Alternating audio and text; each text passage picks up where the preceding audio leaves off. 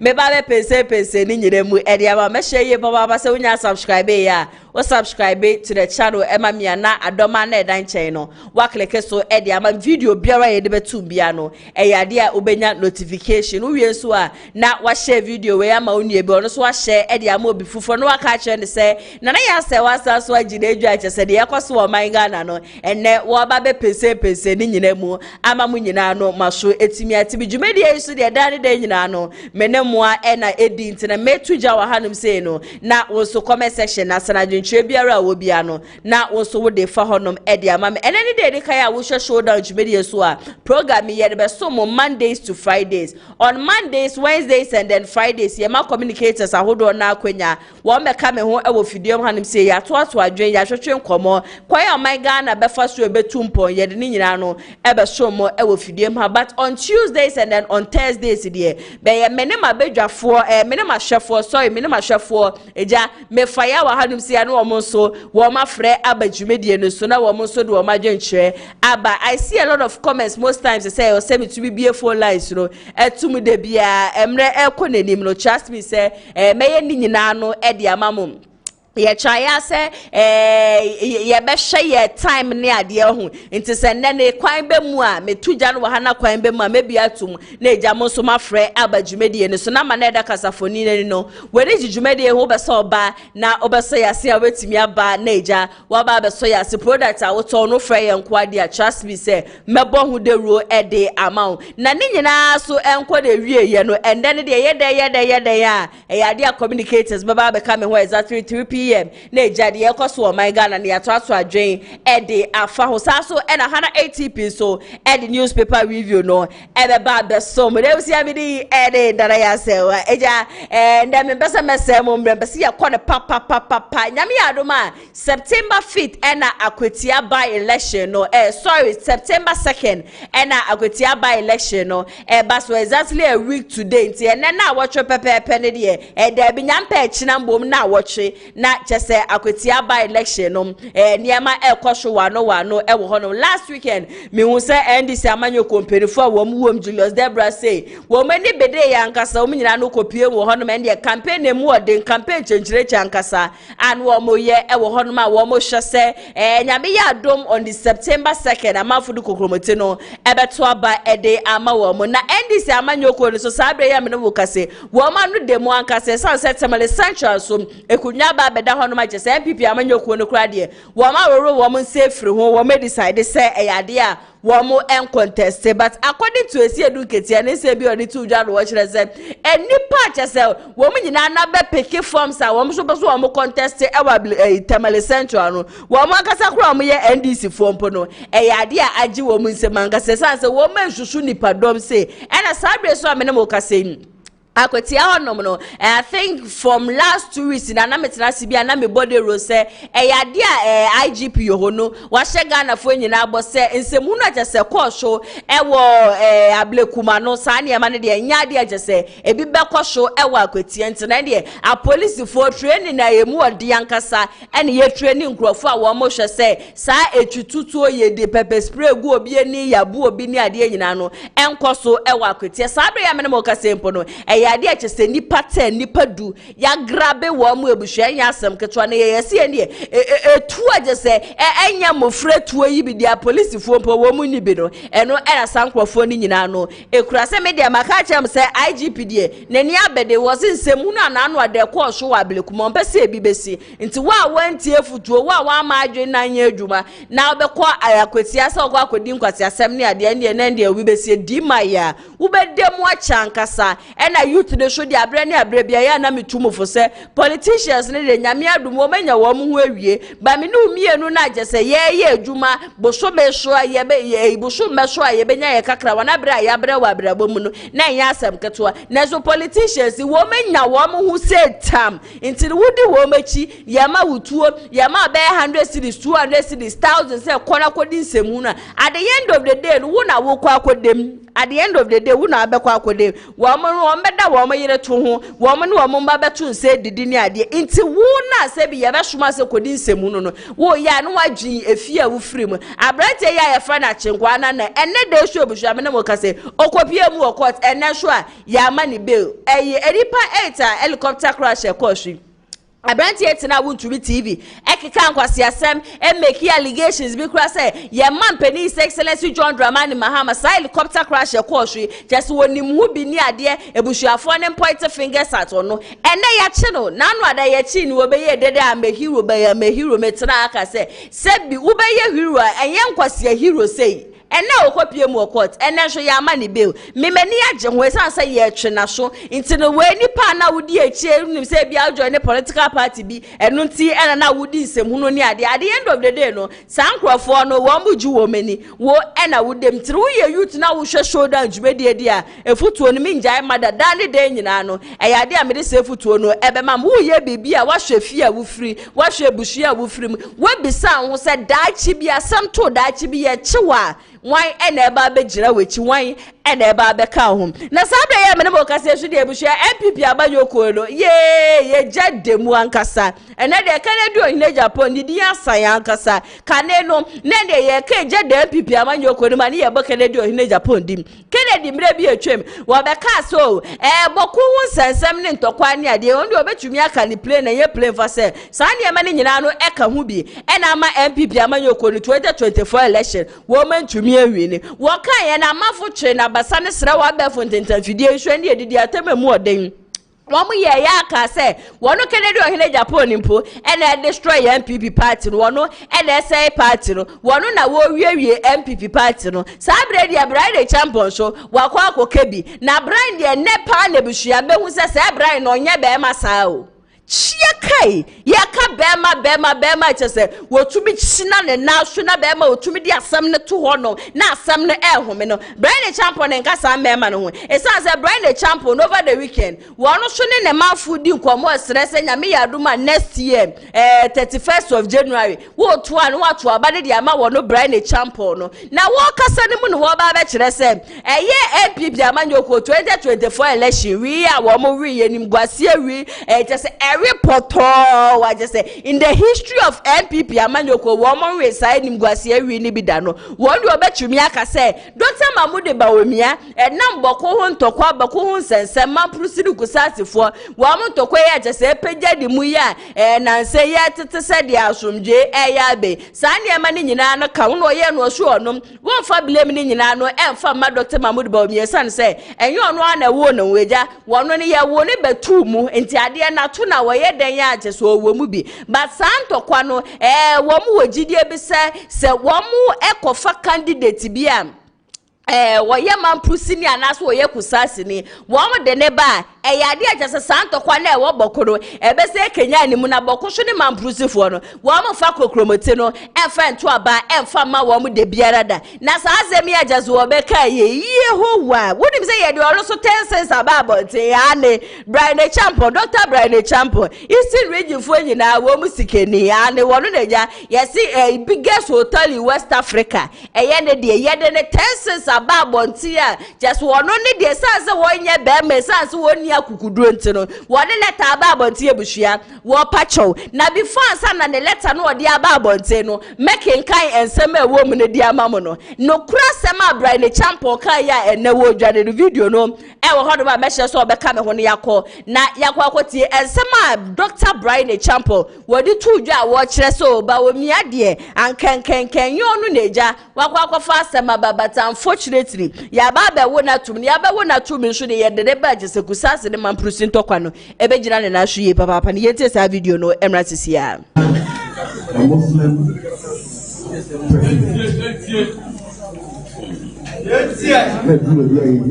Muslim president.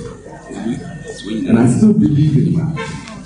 To be a Muslim convention, we say we don't need a president from the north or we don't need a president from the south, from a Muslim or a non-Muslim. Nobody can convince me. I still believe that because our party must evolve as a national party.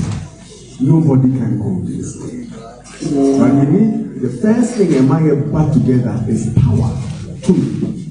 In selecting our presidential candidate, we need to select one, even if we are going to select it from the north, one that can win us power.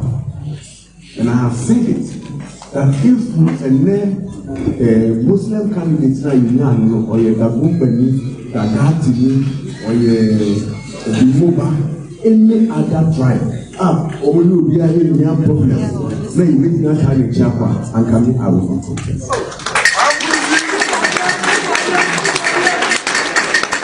Bawumia is a fine candidate. You will never be candidate. He's only a victim of circumstance. He's only a victim of circumstance. And then the who feedback. Kusansi for any man who is for problem. President Kufuano, we need NPP voter Kusasi. We need NPP voter Roman proceed. President Kufuor, we need NPP voter Kusasi. And we need NPP voter Roman proceed. And this answer so called Jiran conform you know in and in 2024, apart from a point, a free OT, equal upper east, upper west, and northern, upper western region. The Lucy is a woman. It's and you are a victim of circumstances. It's not your fault. I may know anything, but we cannot wait. This situation, we and I have one price on him, which we have solved in 2028. But the suspicion will not go away, and NPP will not be held ransom and stay in the position because of this matter. It's a fact. We are in this business to win power. And here emotional and here personalities. I'll give you examples. We are here to win power. And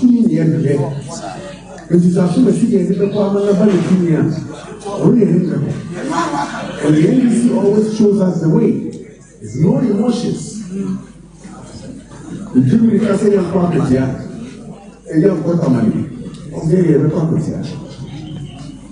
Sometimes we get carried away with emotions when we have to do the politics. I would have contested power. I would have contested power. So by election, by election, you can't say that the papa. And you can't point out fast one. The coin. But by election, you wouldn't hear the and we are a political party. And you say, you have got Kamalinu Krano, they are contesting how I 2028, that is what we want to do.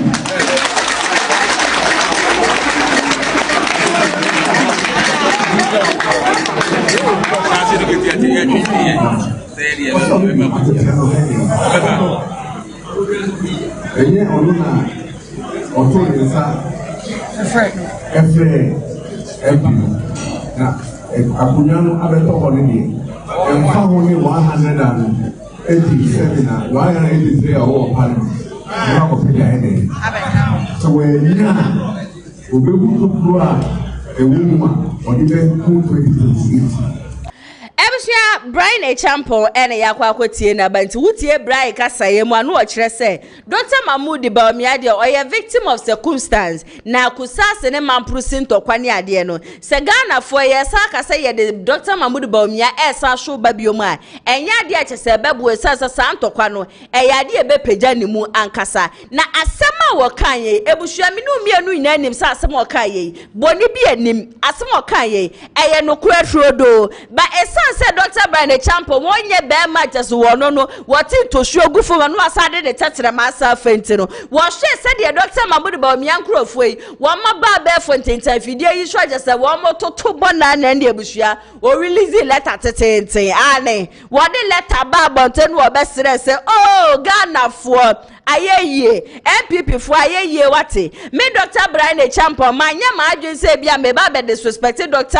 Bawumia manya ma adwen se bia me ba be ka bibia jese be ku Bawumia ni mase de be letter yi na da hwe en wo kire se nsema achese wo kan ye no ka me akwa yesa amanfo bi na wo mo pese wo mo twist ne nsem no na wo mo maso wo no Bryan Acheampong yo bi just one pa hwemje wo ba so wo de ntokwa ye fe ne tokwa ebi ba party ne mo na wo no na asema no wo ka nyina ne se Dr. Mahmoud Bawumia de enye ne fort se Ghana for yanto aba mfa mana na so enye ne fort se NPP amanyoko no eluzi 2024 election na mmom no enam kusase ene mamprusi entokwa no de amafo kanom eno no Dr. Bryan Acheampong wo de na no etu bibinti me beto bebo de ja makenkan letter no Eddie Amau, where every Dr. Bryan Acheampong the camp, also don't waste Dr. Bryan Acheampong's harmless comment. Our attention has been drawn to a video mischievously placed together and venomously captioned, making rounds on social media and associated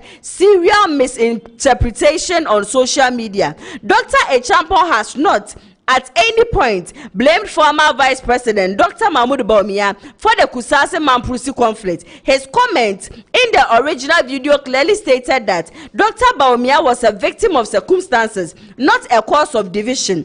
Dr. Acheampong cautioned to express deep regret for the former Vice President. Dr. Acheampong's remarks reference a deliberate political strategy employed and exploited to weaken the NPP's performance in key regions and constituencies. This is a matter of record and should remain a strategic concern for the party moving forward.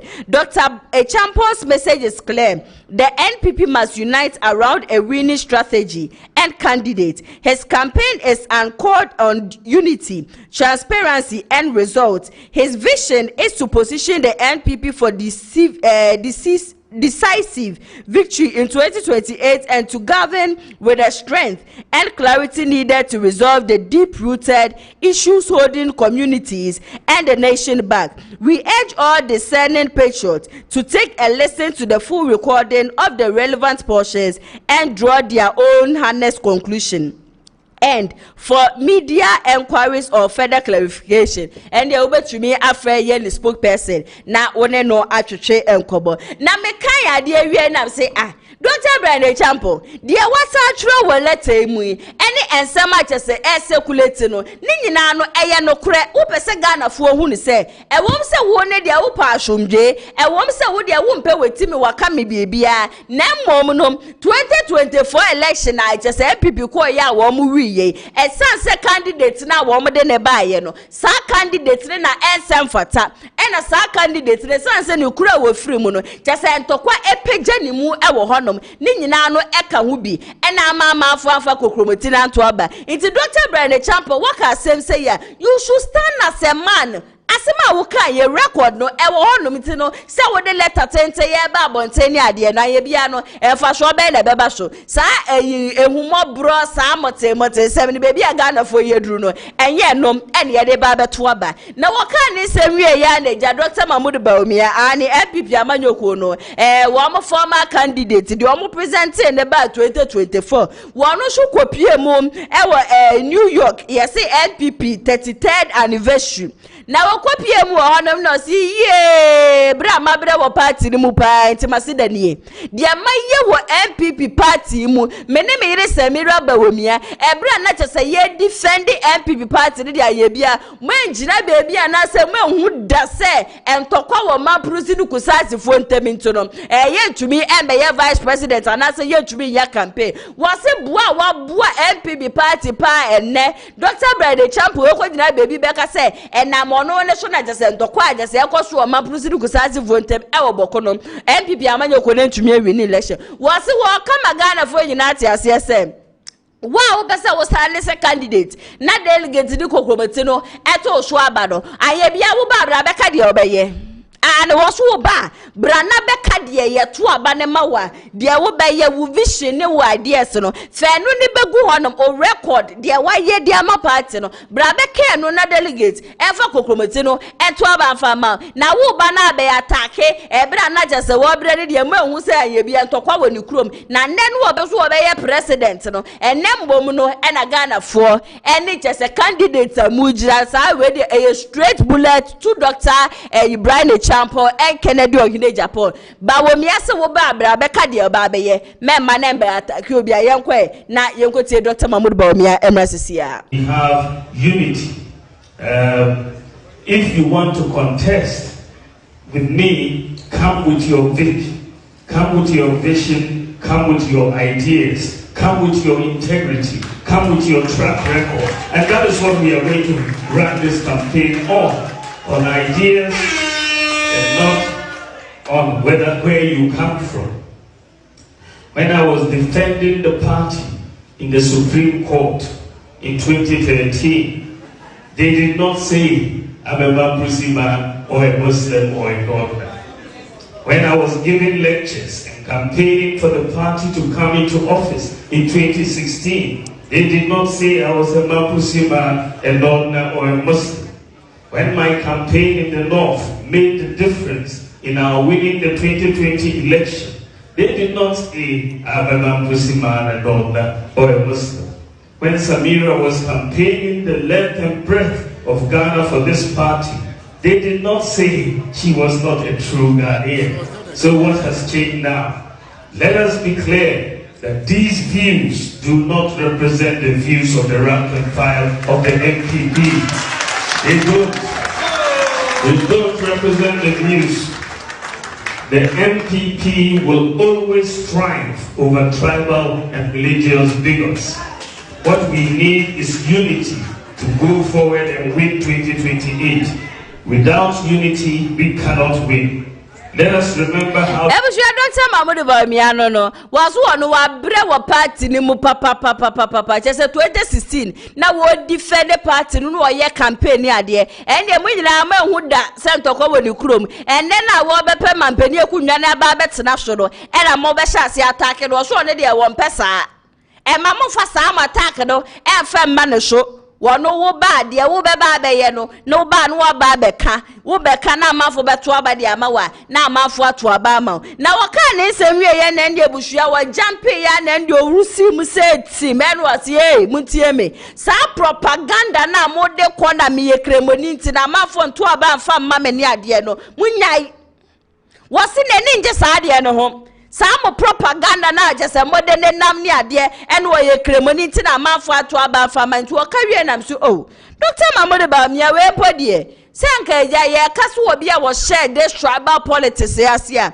anka ye wo esan se eyewu na wo ne wunuanum kremofo ko hia ye na wo ka kire wo mo se we die ye de wo mo ankase wo mo die abanti no wo mo fa kokromoti no ento aba emfa ma wo enti wo be kan no ne wie ye no wo sa hwo ne amafo foforo ko hia ye na wo sa ka kire wo mo se wo na wo ye kremoni no ye amafo adwen se bia na MPP fo wo mo fa kremoni be di party ne nim da so this time ne de wo mo de waba na ba na wo mo de waba no wo mo be tuo ba ne dia ma ma chese yenti bemufo akra no ebe buru ya adwe ne yenti ase so nti wo na wo be ka asa asemi na afidie wo nuanum kremofo wo ma nto aba na afa ma wo na sa amafo ka eto de bia wo se ne emebi wo no ma Dr. BAWUMIA wo ti ase chese BAWUMIA wo we yebusua ade wo chira ne se wo be ka kire se nam ne so na MPP we BAWUMIA on pesa sa statement they say and na mono BAWUMIA so na MPP losing 2024 election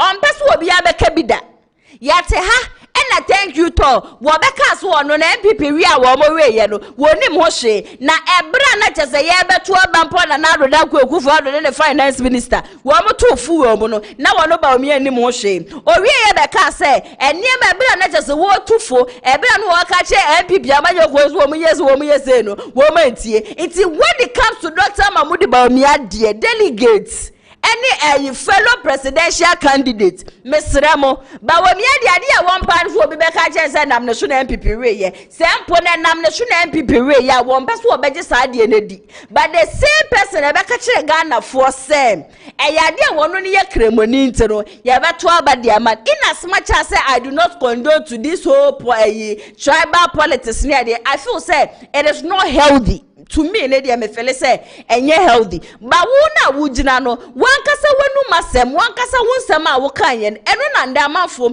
eyisu egesu wo be ka kire Ghana for say enam say Mahama every north wonso free north say won bu to aba na say Mahama ba nobody from the north will come and then become a flag bearer or come and win election into wankasa wonsem a wo kan ye no na nda ye yisu egesu now when it comes to Dr. Mahmoud Bawumia yeah, the bonus no we are was yane and parliamentary candidates we honoma were Christian now so me na me ye Muslim no me kra me nya more votes eche yo no na we ye parliamentary candidate or ye Christian no wakasa asem na me see ye Dr. Mahmoud Bawumia se wo be ye sa comparison ne pa dia in fact trust me say emwa ane se wo na wo ye presidential candidate no wo no nya more votes si nipa na wo ye parliamentary candidate no parliamentary candidate ne de hia ne se ne constituency samafo beto aba ne de ama no de hia na ne so obedi nkonim nti ne se wo ba omia no nya 100 votes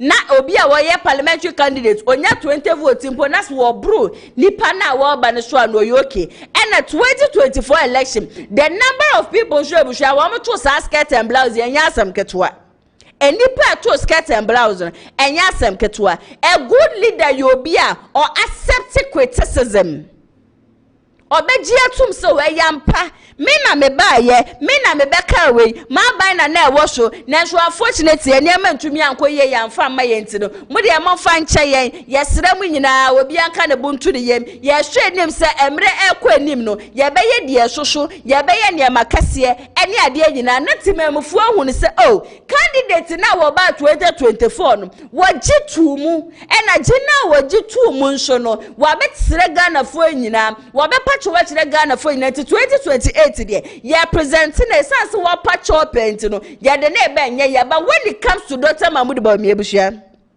Bawumia all accept criticism da one jin to musa nomination na NPP amanyoko na we ye na you as the flag bearer and nam wo so ye go blame me why na no adan ko de she na na adan ko gufuado ene ya ye say Dr. Mahmoud Bawumia you were leader Debbie I will never sit here and say Dr. Mahmoud Bawumia is not a fine gentleman or you fine gentleman na wonu should be man penini bia ye but some of the qualities of a good leader sometimes I feel he lacks it.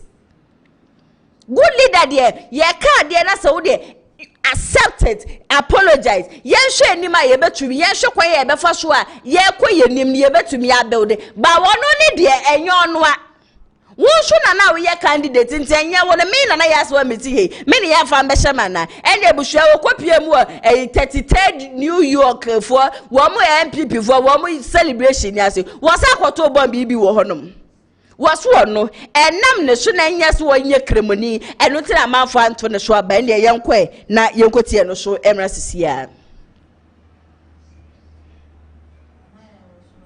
2008 we had one seat. 2012, under President Akufo-Addo, we had 0 seats. 2016, we had 2 seats. 2020, we had 1 seat. And 2024, we went back to 0 seats. What all the data is saying is that out of the 6 seats in the NPP, out of the 6 seats, the 11 elections, NPP has 0 in 6 of the 11 elections. So this is not an area that is a stronghold of the NPP. In fact, if you took the whole Boko zone, the 6 constituencies put together, we lost just 30,000 votes in 2024. So you can't look, it is not the Boko election that made us lose 2024. And we need to be very clear about that, that the data shows that the Boko factor was not a factor in the outcome of the 2024 elections. and we should stop moving in that direction. Another piece of propaganda people have been pushing, and it's very important, is a religious propaganda that because I was a Muslim, and that's why we didn't win. That is also not supported by the data. I'm a data person, so I always go and look at the data. And if in fact that was the case, you would see that NPP presidential and parliamentary candidates, if in fact people were voting according to religion, in most of the constituencies, the Christian parliamentary candidate should have been doing better than me, isn't it? But that was not really the case. In most of our strongholds, I was doing better in many constituencies than our parliamentary candidates. If you see in places like Efija Section East, in Ashanti, Asante King Central, Asante King North, Kimawa Meja, Bekwai, Kwada, Soma, Pong, Manshia North, Manshia South, Mansun Edubia, Mansun Quanta, Sharesun Sutra, Kwamambe Koso, Wasi East, Wasi West, Offensive South, and then Centuria Pram Place. This is just Ashanti. I did better than all the Christian parliamentary candidates in all these constituencies. So it doesn't show. My favorite example is Asen South. Asen South, my good friend Reverend Tim Forgio was the candidate. He's a reverend, but I beat him in his constituency. So that cannot be the case. That Dr. Mahmoud Bawumia no was you boko honom le kra de enye NPP for strong seat ane was you ho ne de enka seat akese a se NPP amanyoko no mota ewi ni wo honom ti munya kra se mo pese mo de chichire ne ko se nam ne so na NPP amanyoko no eluzi 2024 election na ye wo video ne nso a wono Dr. Mahmoud Bawumia ne betu na nu tuo ka kire Ghana fo se eyade a chese nkremofo ne de kokromete no ebeto aba ede ama ne yentie sa video ne somra ne ewia de wo honom no na maka kire Bawumia omu njindi se MPP omu de Dr. Bawumia beba but omu de ne badia omu betu amano sana omu kaya omu betu amano amba enti ushe north na ushe zungwa two strongholds Dr. Bawumia begina ebetofo etofo so NDC timi win election voter region me call Gina voter regional making more votes ama NPP where voter region making more votes ama voter enyesa making voters so making enti almost strongholds no nyina ebe shake omo enintina omusuro Dr. Bawumia sano enyesa because omunyina nim se me begina ho a mema omu showdown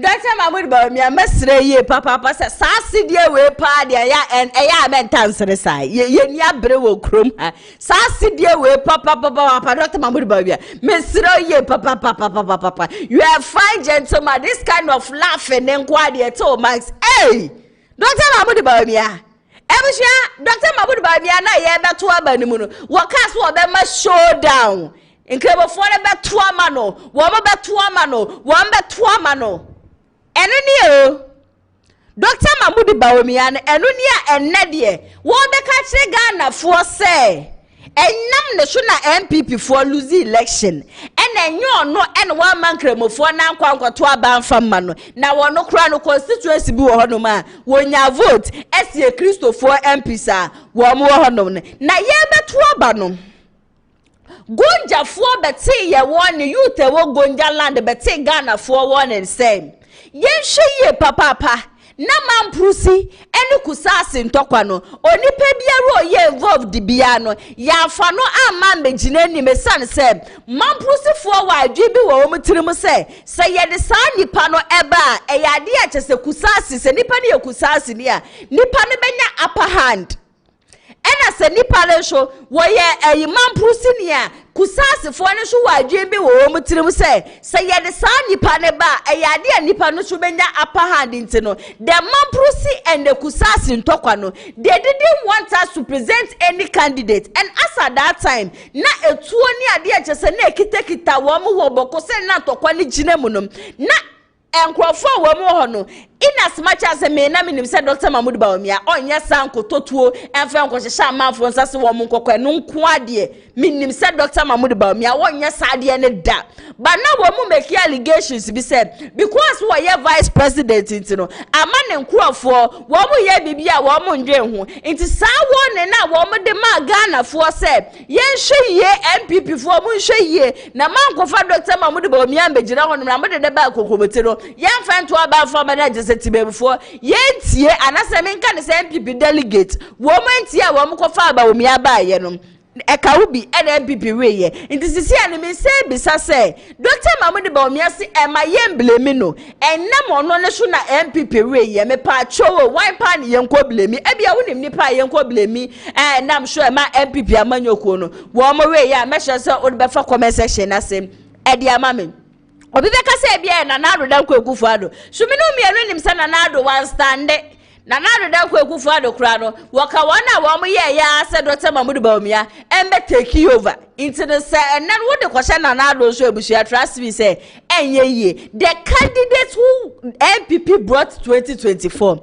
wasn't the best candidate Mama ya accepting sir and people have this ways for maka say and NPP for there ye fa wo bia ma first time and nipa no watu bia di nkunim da nti ye de Bawumia ba na se wendi nkunim a ye de ne beba second time ye de ne beba third time and for me ho de it is none of my business but some what political party ne say mo betumi aba power some mentality sa adwe na wo mutirim say ye fa wo bia ma first time and nipa ni wini da no munyi sa de ni fa firi mutirim e san say mo benya candidate bi as a candidate no ne track record clean onye corrupt nipa atesetimemfo do no nipa NDC NPP floating voters ni na no wo ma ye ready so omde kokromoti no ebeto abafa ede ama nipa nti wo begina ho na be ka chem se na ye nim se NPP for there ye fa wo bi ama first time na nipa di me wini denti no we na shedan ye news sometimes I feel say we make such analysis maybe na ebofom kakra I hope you understand me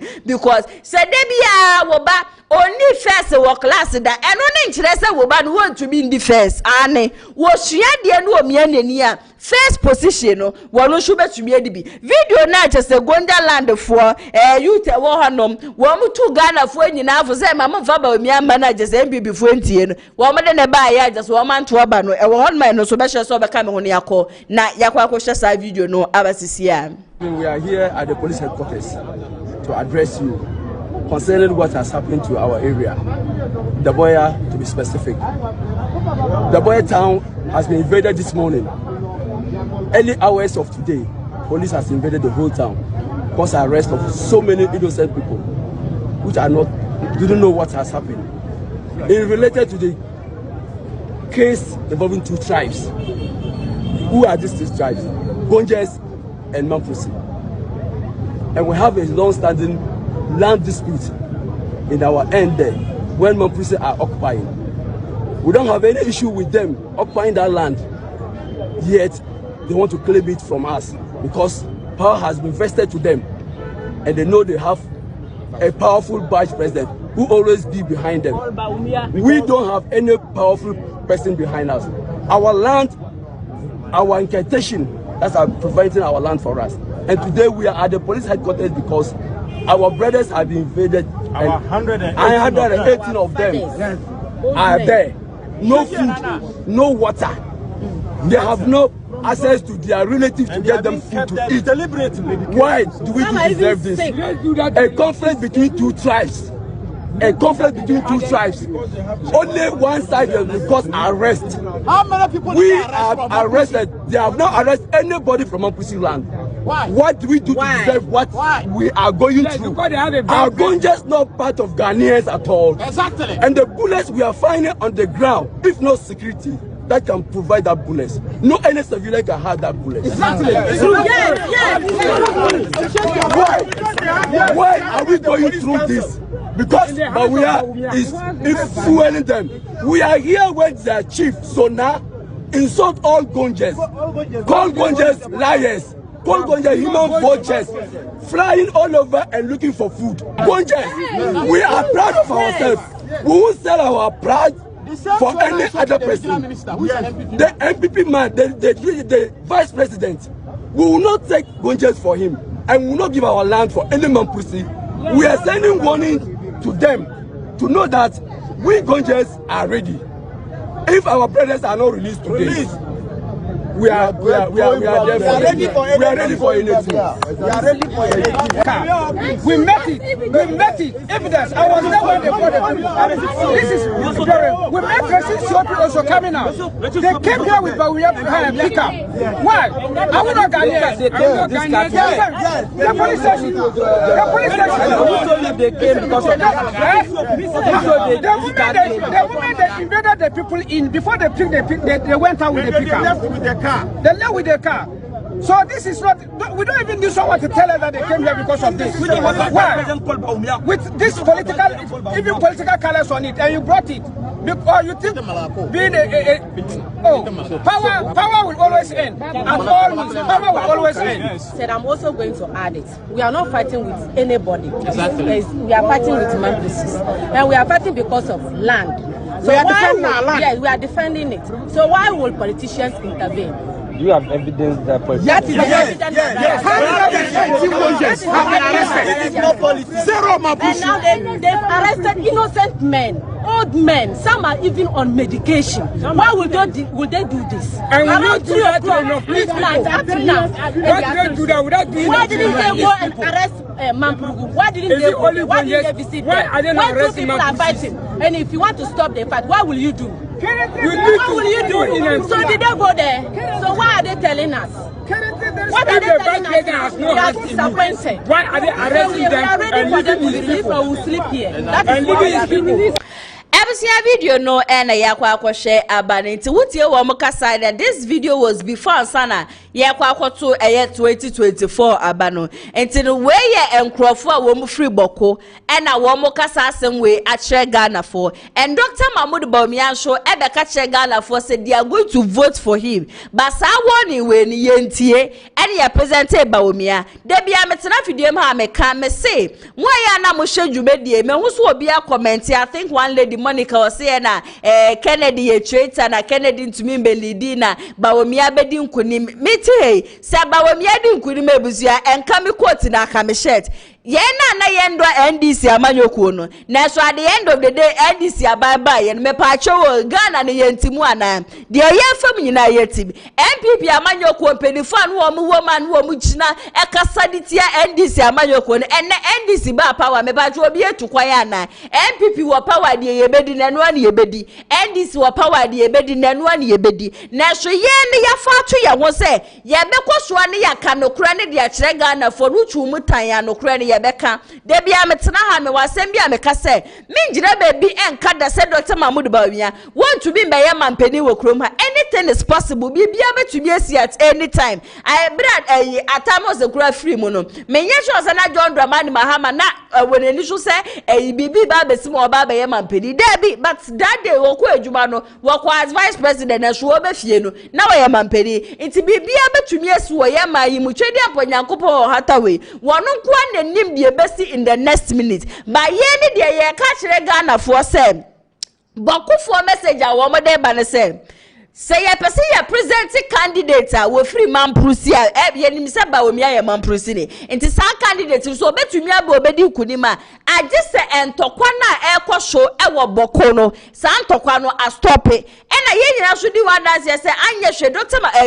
John Dramani Mahama baye ebe chine mu a na enya asem ketwa e go to a time mpo a na e wo se na no ye na no tumfo na wo so wo bem na wo beka bi e de ma wo mo itine se ne mu present Bawumia biom na se ni nuanom kremofo beto ba ma na I don't have any problem. 2024, me to abade ma Dr. Mahmoud Bawumia. I say we makasa 2024. Me ye NPP ni me to aba. Ede ma Dr. Mahmoud Bawumia. Hana ATP. To aba ma Dr. Mahmoud Bawumia. Ye betina video ha me anopa me twi phone frɛ me ma me ne me papa say me sere wo mu ye papa. Wo mu nkoto aba ne fa ma Dr. Mahmoud Bawumia. Na Bawumia me ye mampani. Not because I like Dr. Mahmoud Bawumia or he was saying something na ebro sunti because I was an NPP member. And yes, Bawumia ye presented no. Now I am a preferred candidate, and that's why your candidate was sure be, and that's why your candidate. Me won't say it to a banana. Whatever ye be, papa be the amount. Oh my God, Debbie. I voted for Bawumia because I am an NPP member. It's in the Sabaya, Wamoko to 31st January. So Wamoko to the French. Not Dr. Mahmoud Bawumia winia. Osimwe Ghana for it is time for them to decide on 2028. But wamu kotuaba no nasa wakami wetibe frakadam because no wamu chinchimi kwabrane no wamu sa aso di webe share kwa. That is when I yemu bi ya betina video man say ya condemn that act. It's emo bi adwenye ni say bia mempe Dr. Mahmoud Bawumia say debi Bawumia is a fine gentleman. Why a fine gentleman na wano so be kunwa ni bia esafata, but we are talking about nipa obeba bebua wo man no se wo sha se na so the policies ba na policies a wo de ba no eyade emu odei eyade me hunu se bebua man Ghana. Why not? I stand for policies. Oh, policies the obebua wo man no na ye hwehwe ba se Bawumia entumi afa policy bia ma je se why should I come and sit here and then campaign for him? I'm not going to do that. I am a Ghanaian, yes. Me a Ghanaian be jina ho de man no kreno. Me a Ghanaian just a candidate or bebano. Nasa mo be can beto makuma so na me sure beboa ye nko dia. I am ever ready say make sure me support the amanti. Mo am prep na ya na mo ba comment section na say na Bawumia be winning na de ye hye ne emfa me patche de bi. Me ne de Kennedy na me hu ni say so oba obetumi aba beboa my Ghana. Last week Friday metina video maka chem say Musa Dankwa wase wakwa ye pulse bi na wakoye ye no Kennedy ohine Japan nya 17% and Dr. Mahmoud Bawumia enya 52%. Na said ye wo beka ye na amafo twe na basa ne sere sabre ya medebo kase o guarantee interview e was Star FM credits no enko enfama wo mo and watch so asem na obeka ye na me say Ghana fo mumu bebrere wo hono ma mo ntena se o compare eye 2024 said ye NPP primaries ne koye said ye main election ne koye no and wo pese Ghana fo hu ni say Dr. Mahmoud Bawumia getting 52% no e kire say NPP before president Bawumia bioma wo bewe me hu ni interview bi a wo sa show ka say e ka wono nko dia aka Dr. Mahmoud Bawumia on resign nkope baby ntina and Musa Dankwa na what the report iba ya na MP before last one omudo Dr. Mahmoud Bawumia no mani abiri no mo ye campaign one one asade sasem we aba make sure say no show be ka me hono yakọ na yakọ akotie abasisi a 52% at the moment per the polls between August 12 and 20 is pointed to 52% for him, and Kennedy Japan is trailing with 17%. Were you surprised by this outcome? Because there are many people who have been talking about Kennedy being a threat. I know it's early days yet, but looking at the numbers. If you look at the polls were conducted in July among MPP voters, 70% of MPP ordinary voters of the country prefer Bawumia, according to the July poll. 70%. 70%. And 17% preferred Kennedy. If you compare the views of ordinary MPP voters to delegates, it tells you that Bawumia is doing far worse among the delegates than he's currently doing among general MPP voters. Can you repeat that? You're saying that in the general MPP supporters base, Dr. Mahmoud Bawumia is doing 70%. Yes. But among the delegates, doing 52% means that he's doing far worse than what the general party supporters agree with. Precisely. And if you look at Kennedy, he was doing 17% among the general MPP voters. but he is still doing 17% among delegates. It means that he is doing better among delegates, technically, than among the NPP voters currently. But then in the case of the delegates, you can see that there's a huge chunk of voters who are currently undecided. And those who are, say, not disclosed, as I've mentioned before, they normally vote for Kennedy. So if you do the adjustment, which other ones do now, Kennedy could be far higher than where he is now. But there are a lot more souls we won among those who are undecided.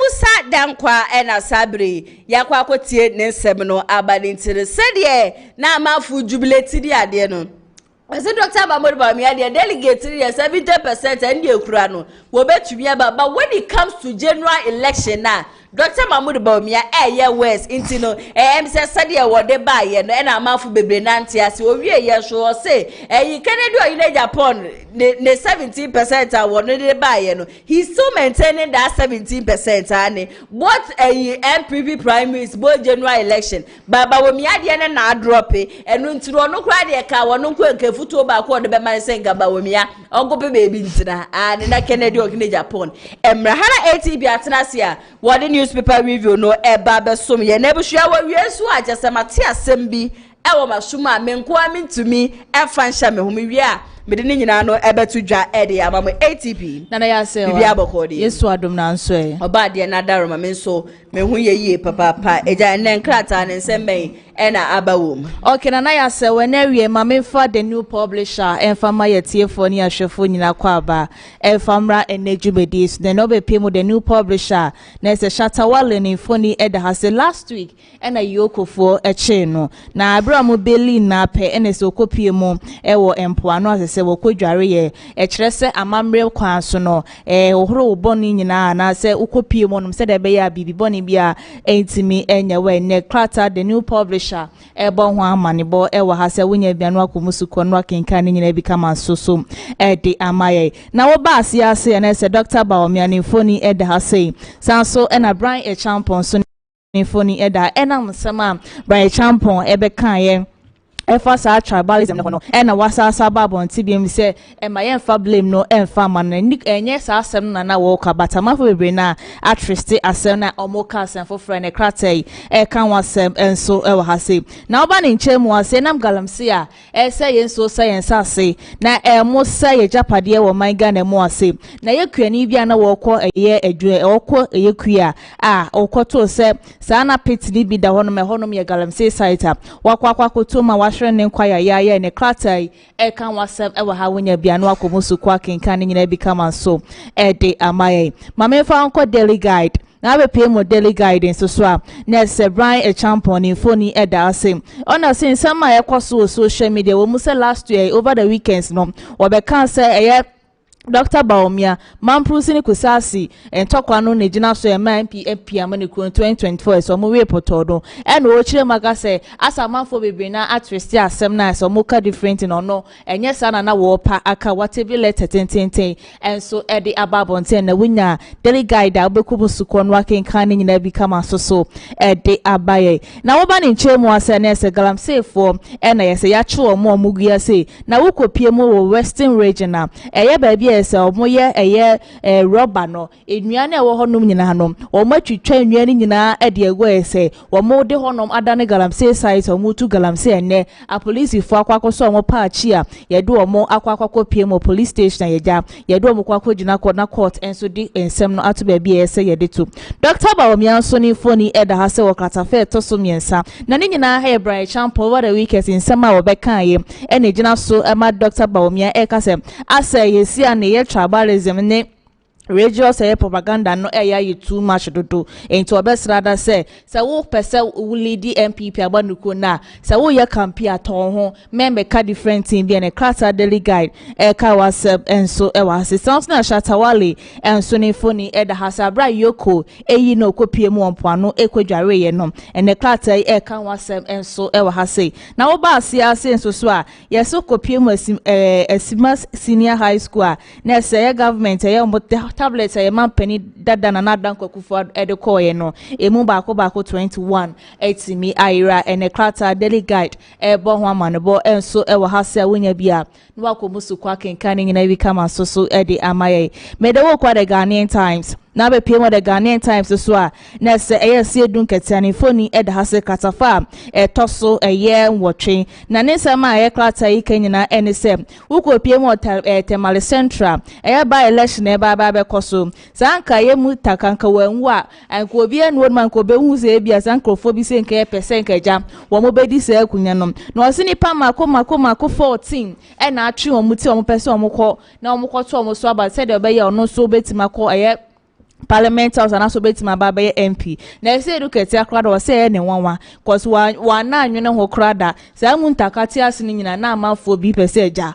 omo na say edifri o me ne krata eye the Ghanaian Times e kan wasem enso e wasem say so na wo ba ne soro ase so na ese man pani JDM abra wo kopie mu e wo eye Japan no ya na wo no mu akwa kodin koma fire Greek no ho ene o manya di eye 100 million US dollars eba bebo ama ya agri sector no bibia so akọ no wano enso e wa hase sa so na ye book researching allowances no ye see 2025 ka ye bebo e wo hom e ye 712 million Ghana cedis e wo my Ghana mu ase a e ye education minister enso e dia betu dwa na Ghanaian Times e kan wase enso e wa hase me de wo kwa the chronicle na be pimo the chronicle so a na se Dr. Bawumia ni phone e de hase kama na ni nyina ye Brian Champon wasa so abeka se nye de na wo kan no na naija Ghana fo asho mo mattress na mo kansen foforo so se Ghana fo ada mo nkasa wo no nkasa wo yi Bawumia ne fan ekosi nte na onya bia ko musuko a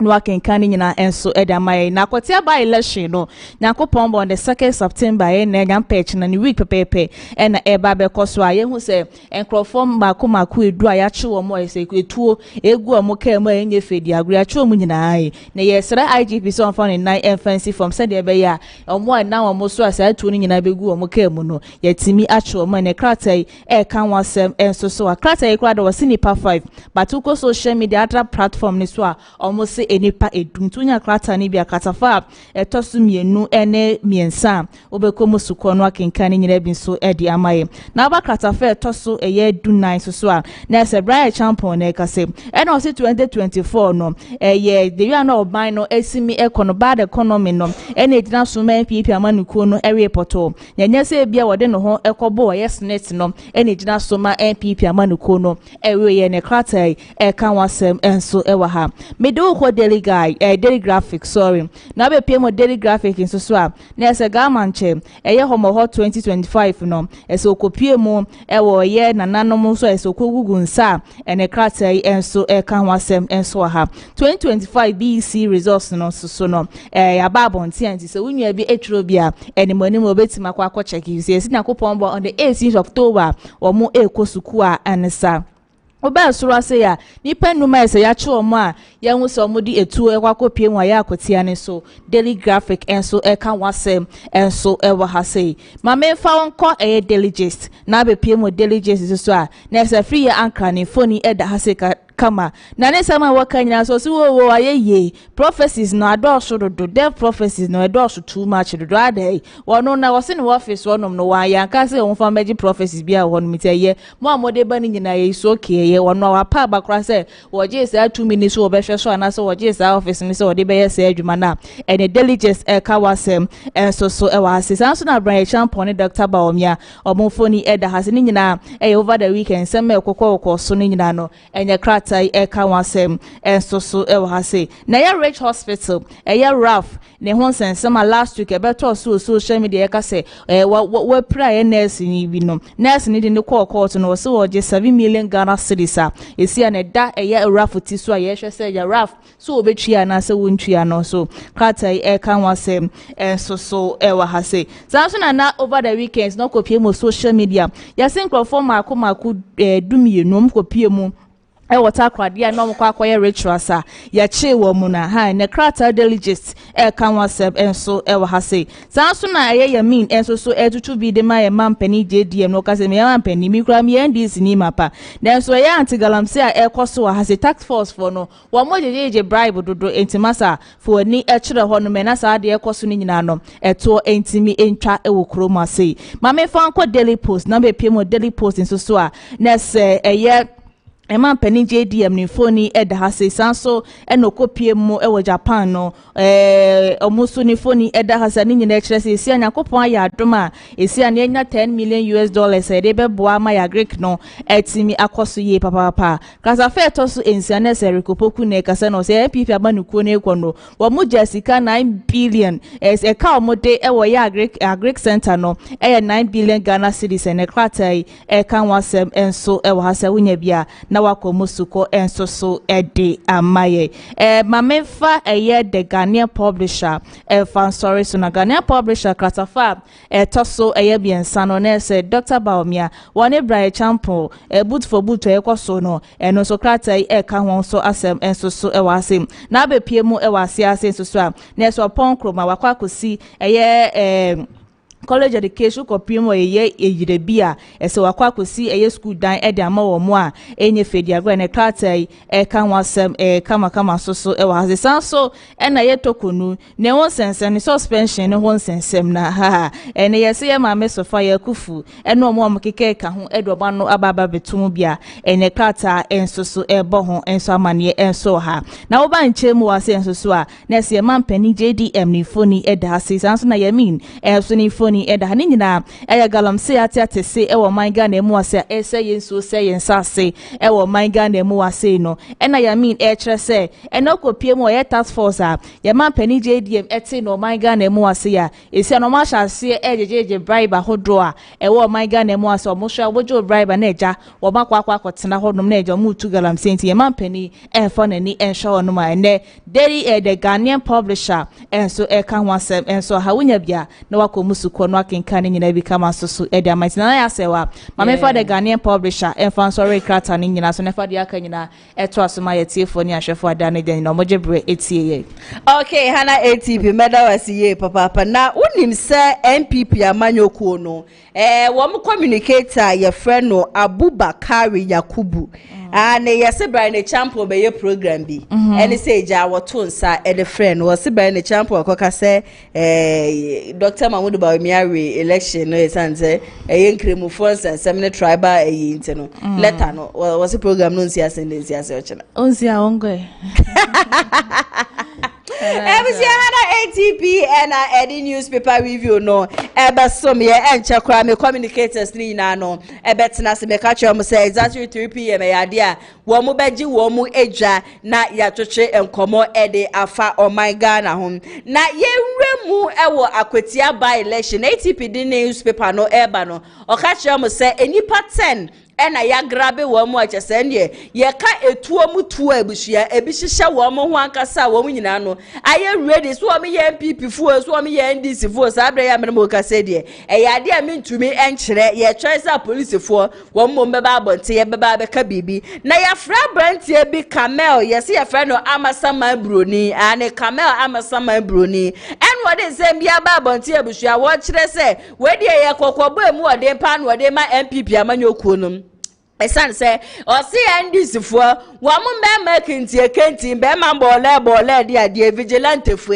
ya sua wo mo bi e de akwakogu eye akwatia na just wo ka just me na me te ha na busua me ni evidence na we na me tie ne nsem ni wie na me say ye we de IGP yo yo no say the abrante e ka say na just wo evidence papa mo je sua gu shu de Ghana fo amene ye pese ye de kokromoti kwa akoto aba abepe adwuma de am obi maame ni obi papa na ye ntimembofo ne ye bebo ye to aba abeku ye ane ye pese sa de ne ebi besi enti ye sere wo mo ankasa se de abrantie ye frɛ ne Amasama Broni wo si fa ka sei mesre IGP so obeto sa de afrɛ no na bebi biara evidence ni hye bia no wontumi enka na ne sa mema wo mu kodi nyamra sam nyame yadoma on the 2nd of September ye tumi grab wo mu nyina ane eno na Ghana for yɛhwehwɛ na sɛ de abrante ne kasa no sisi ane de wo ka bibie na wo hura na wa hyɛ de allegedly wo de aba bɛta ho nti ende allegedly ebusua wa ka ne bɛ bɔtɔ ka me ho ne yɛnkɔ na yɛnkotie emra sisi a NPP penifo me ka penifo a me kyerɛ national leadership menya report bi report no kyerɛ so far no NDC edomo vigilante groups akotia twice and information is so kyerɛ me say omo prepared to go back there again and part of the information no is alleged say already no kra no omo di nyema meka nyema I hope say muti ase into 20 nyema bi akotete. That's a alleged your friends are unconfirmed, but that is the information menya. Omo national organizer. Some share video na online national organizer edi ebinum edi kan ko ho. Ena omo asan ko ho bio. Within by the end of this week minimum ka say some of them will go back to Akwetia. Nyomu yani nyina is in readiness for the by-election. In the NPP penning for Mamufa the by-election for granted. Nya omukoya wa Blake no information I mean sa can say person omukoya worse than that. Worse than that. And the Mamu dream say NDC is going to play it safe in Akwetia. Intimate as quickly as possible no. Some move petition the police service, any the military, whatever is the best institutions are, including the president. Say this is the information. My picky and intelligence are the party ya picky. Say NDC vigilantes no epese omunkoye to trust them ho. Yes, may take things for granted. More when your police for you the police for echo a Blake Manoff without even a handcuff. It is a who did to trust them crap police ni no original hono. Ni omo ba ni so no ontimi nya hwi. Ebi no mpese omo ye. Omo best to police for ewo ho, but they will not be armed. My press conference na interior minister ebe ye no end mo. Party penning for manin mo. Say ombe chairman for ni NC. They know them. And mesre me party penning for. Let's take this information very, very seriously because Akwetia might be added again to part of by-elections violence. For NDC, they careless. For now, they careless. No more person say they want to show say they can bulldoze their way. At NPP, they can do what they can run us. They can run through the NPP at will. No, after all, they're an ABC. Into a penny for national executives, wait there. Information menya. Me de betu ja because we enya kukumu and because of plan. I was say yamomu say no more starting shisha no yenim. Enti never we chire ni there party penning for me fro we chire ama mo details. Madam say sama mbroni ena yakwa akotie na bantin wutie ne kasa emudidi a na chese de wo kanyina no wani because ono na wodi information no ema NPP amanyoko nti we de IGP na migusua asrew ye papa base aka obeso nimu wahu na de bebi a jese NDC fo koye bebi a wo mudi etuo ne niama no ko hyehye no na wetumi akire mese mogehwiegu na dosh wo mayimu enya akwatia election just a day election how many constituencies in and a wohodoma and as how many police stations and a wohodoma and also the ebe ma for babe brutu odi egu hodoma babe kunkuma manfo said the IGP ankasa ne ne sifa beden we ye list mistake ya bechew ne ya chew nso dia wo bedemu ankasa youth the me sha asem di kan ka asem nsu anyansa enkwaje 100 cities ni 200 cities nkwatam tuo enkwadi nkwasi asem ntesa wo bedem for life ankasa sabra ya menemo say the babeja for enya atnasia enesa NPP communication team member Masa Audu Muhammad Saso ena Kofi Bediako wono so ekasa edema NDC amanyoko no a member of Amstead 10 research team women nyinanom ewa hanum si eja memo ma kwa ba shonko e de aba showdown jimedi so ma mama kwa aba Yeah, no. Bacho bibi aboko de. Bibi aboko. Yeda oba de ase. Masa wo de ja wa man wo position e niam to say.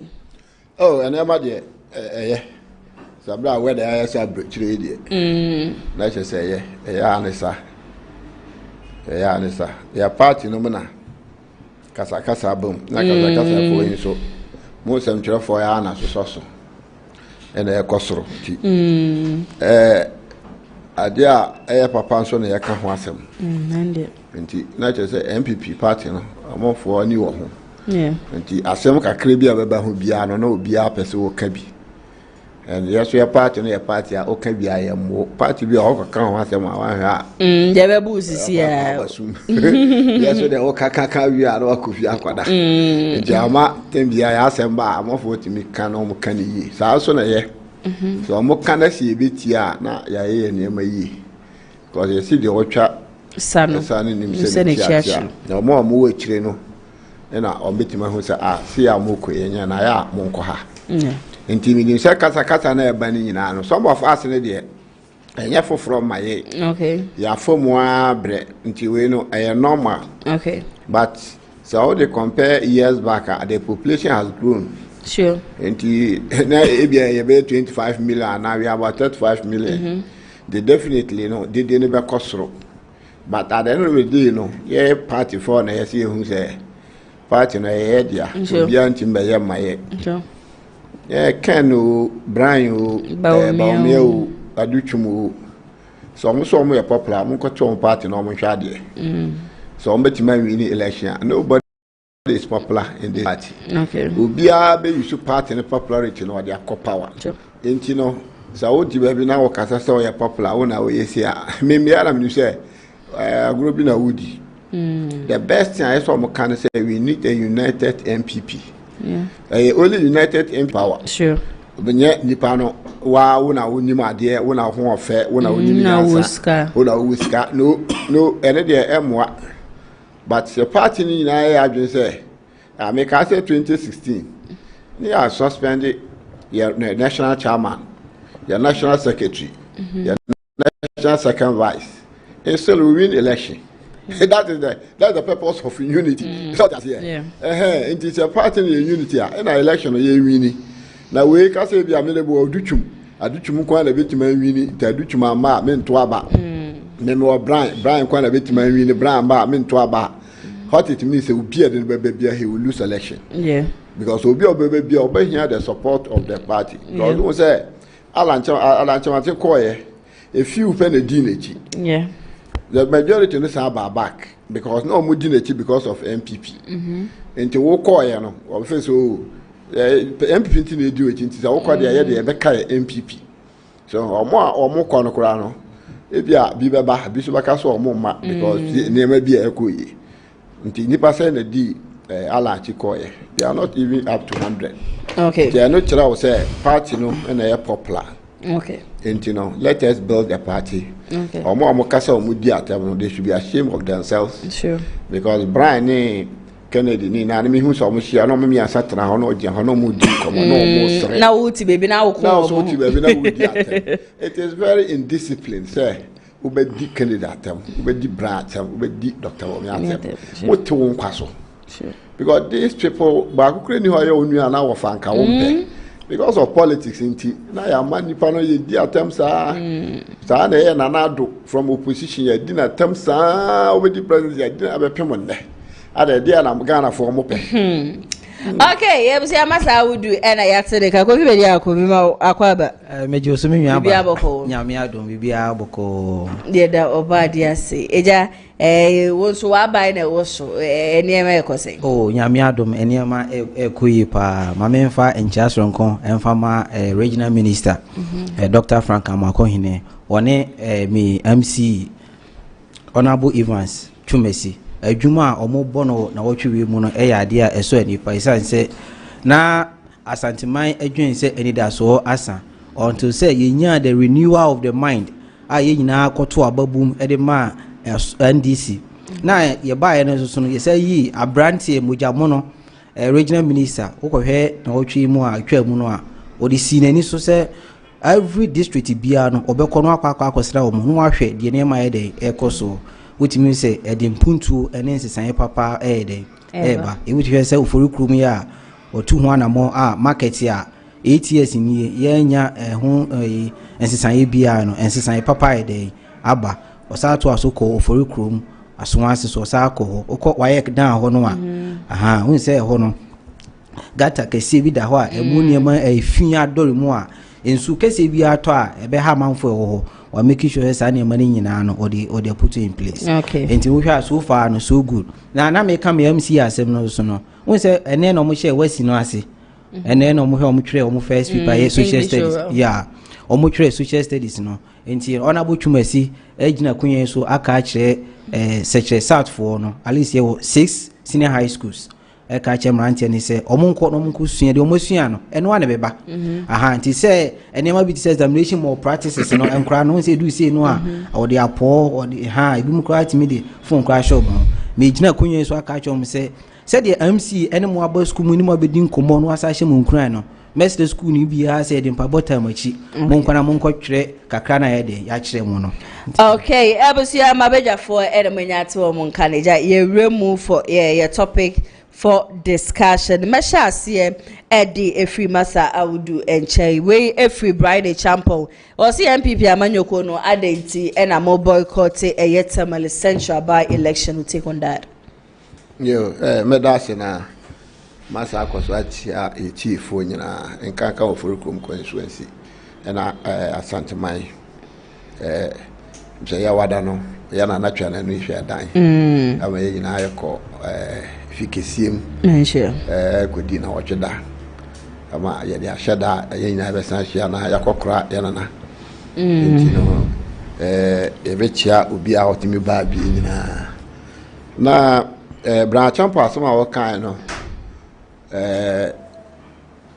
ebia wono na adwene but party no so adwene hu se ehu hia se yabako saba election no. Number 1 by election between NPP and NDC no aya na route no doso to kanin yama no and so share last election now we share the difference between the NDC and NPP now it was so huge nti oko contest say you have so be any so because it was over 30,000 difference nti now we sorry say ye betima akọ contest no be yakọ ba no no bi aja sumbo wo yesi wo yakọ bu yesi wo yakọ yesi nso moko no akọ excess of fertility hwia afiri ma asa yisika seye na ade nti no ade nti na yesi yakọ high ho e wo sa ade no. Number 2 nipa no the way we si wu ye no kra no asa ye ero hosem so ati ase nti no esa na mani mi we ni we no each edie wamba jina su bia se yanko bia no eye because say obi asore se me ko adwuma ba the next time say and say wawu ewu no so kora ya ansan hu the body no kora ya dan ansan fa wa hye jobe but Mutala Mohammed one of the young guys bia no a very hard worker that's part of TV no ka kan say hunu no we a very good person we share na on found so MPP ni no come and a very good guy. So what you some I can already so there and the Abia can share call Johnny. But when you met Kennedy is very good, very good. We hear more will be about wow. Inti really are somewhere different. Mutala very good. Our question. They say I call Tono so about some grounds or crown now kind of crana. I think you feel sorry. In other way, we are so free for cry. Yako says about the difference was about over 30,000. That better will be close to our community, you know. May I support them, but Brian so feel say, so all league now free man just said league no. I saw one out come. How do you say league me boy me free? So I got a couple match. I want to make a couple. It is so far as a air contest there. In Kian Kwana stretch muscles. Then maybe I don't know one who is but.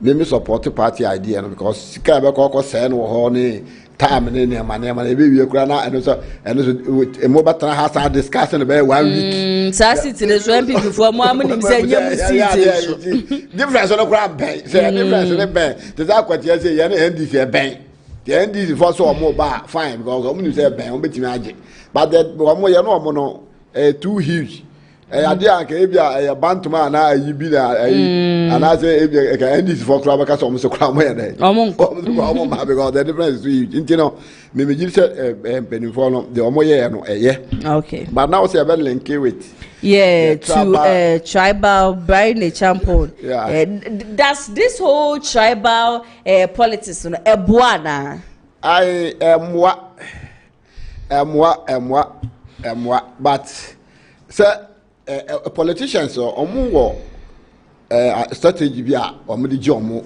votes ene de asem no obeka asem no wagin voter o ka say yanka say president go jina boku ka say MPP for bar na ntokesi NDC for bar dia ntokwa ni ho sa statement na very unfortunate say obeka sa asem because me ka say PNDC tamina na boku ntoka no ewo ho me dia me beto ye PNDC na regional minister in Debugri PNDC Kusasini, he was the regional minister and Tokani broke out wako Mamprisi for her Kusat for the castle mekuno no I can concede I don't know call Mamprisi for her but somebody who is a regional minister I bet like I talk with us one watch for her and you are one until you are going to have a fan concrete. Say I didn't know what. Say also okay this time. Also I'm going to say ayaraga. So oh yeah, come go say ayaraga. So no mama you man police ni no papa Kusasini, and he's the MP. Yeah. But I can't Kusasini for one tomano. Man police for one so tomano. So even 1 month, 2 months, when you are the MP, you are the MP of everybody. Yes, not just one party. So what you say? And so I'm going to say sir, president make it very unfortunate because I can say I call the genesis of Boku Mamprisine every coaching but because of politicians buy and I started new dimension you feel say we say Boku for very well say no president can come and stop this fight. Okay. Now me can me say the brass and tihini say one baby craft no matter can require bias. Because maybe the other cano, maybe the other group will need to, and I had 2 fractions now. I had the Amrano, Bakuna, a favor. So I can say when a friend is here, I must see. And I'm another day, so Abby or no so Becca. So I can't swear. What can you know? What call one and talk about a thousand? And one gas and and you know. Me they say their own mentality among come kasa ma dwene o mtena ho dwene say na ntoka ya ko all this wali mfaso be ne yenya na wo so because me ka so on be ku ba ku e krum one of their on be ku ba ku e krum ya ma betwa na ntwe no odwan ya ka say e krum ha de yempe moja sa mu kum ntoka oboku a na ya say mo de ba bol ga ha sei ya ma mbe ku mo twa odwan na ntwe no odwan so almost all moja and sanko. So intina was all one cassa, your major, but you should trouble no. Now me read ye will be cross a quiz for those Sherman Prince who says so. Hana casa. Mampurus is the whole region, almost one region, no east. Almost a big sow bokuho. Then you sit there, was say about Mampurus for about 57,000. In a quit out for in a beautiful for 43,000. Me I come from me what am I free? Nobody will be over because I said to be our say man quit out for a also change man for and you know say we about one say utuma we are 1 year we me can say 2,000 I say don't get any money fee omo ko chechere duku red we red enam Brown half is true, say, Jay, but to our master Santini, when is that Santini about Jokina? Didn't you hear it? No, soon, but from house to house, they were crying. Say, I didn't tell about Brown for some, but to our Santini, or to our Santini, and 2,000 could for one. Yeah. Because I don't know, Homo Mutiano, Homo answer. So oto amama kufu bala kwaje bono kufu bala kwaje hafu. But because politics munifie kura ye win 2000 ye ba ya nche kura no wuye. They made this kind of things. Enti mesre say sa tribal politics na you know. Emwa ade na yakwa election. Na Mohammed na sigiri mama no free stream. Say na no nya. Say na no nya. He was a man pretty. Say na no nya. No want to man. Same for they don't vote because of who free how. They don't vote like that. Obian himself the 5 northern regions, you know, majority of them are NDC. Yeah. And there is the reason to Amuko NDC. Okay. Because PNDC taking 11 years. Remember brother Penny, you know a DC. Say what the patasi CCR. Satan open Juma, this is called DC ho. Open moi, this is called DC ho. In the time I have democracy, you know. Not DC for no honor. They were like presidents. Okay. Until Obia, now when you're more piano. Except what aligned to the DC. Into ye fee, Uba Fia, Yanansia, no NDC for one. Because you're Brano, or more municipal, or more one, and more could be one and no bomb at that time. Okay. Until you turn about NDC, no. Now, one also NDC into asset or Mufolo. Until that was the reason why. Simba NDC. Enti MP before you try as you benyebi. You try means so bo you be na we say Dr. Mahmoud but me I'm not here to me MPP communicator. I don't speak for any political party. Any candidates. But all the candidates are me my this year. Okay. Enti say Assemba meka but now omo bo ubokiti say Dr. Mahmoud can for say omba 2 man boom boom. Also, so these kinds of videos, you know, I am incomplete. It is our boss. Sometimes I have problems. It is ongo no. NDC follow the car say, as MP before fat acrimony made. And you more, you are the bad ya better. Oh, that's it. And you have got file by it also. That was one me at the maba.